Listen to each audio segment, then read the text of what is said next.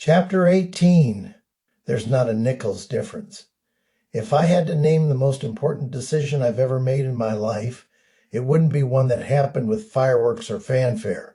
It happened quietly during a simple conversation, one that I didn't fully understand at the time.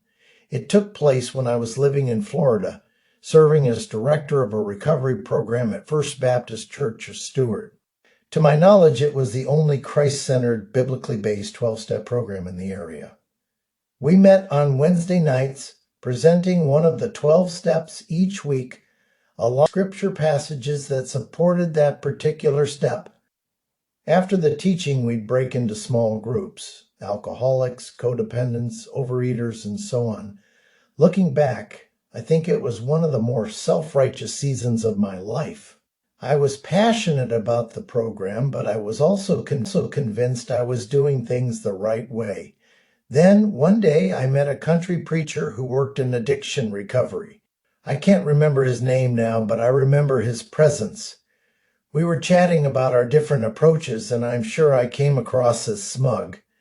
Somewhere in that conversation, he paused, looked at me kindly, and said, "You know, Ed, there's not a nickel's difference between the best of us and the worst of us.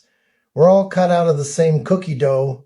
I nodded and smiled politely, not really understanding what he meant, and certainly not realizing he might have been talking about me. Inside, I thought, well, sure, that sounds nice and humble and all, but let's be real. There are a lot of people worse off than me. At least I got into recovery. I turned my life around. But somewhere deep down, his words took root. Over the years that followed, life had a way of bringing me back to that moment. Notice things, little confirmations that what he said wasn't just a homespun saying, but profound truth. I remember reading a report from Pfizer not long after that encounter.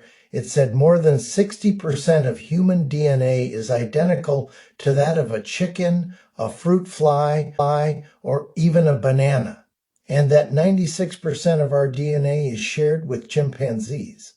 The most surprising part, the difference in DNA between any two humans is less than 1%. That stopped me in my tracks. What is DNA, I wondered? It's the molecule that carries genetic code unique to each of us. It defines who we are, and yet over 99% of mine is identical to yours, to everyone's. That discovery sent me on a quiet, humble quest, one to understand the oneness of humanity. If I share over half my genetic makeup with a banana, and nearly all of it with you, how different could we really be?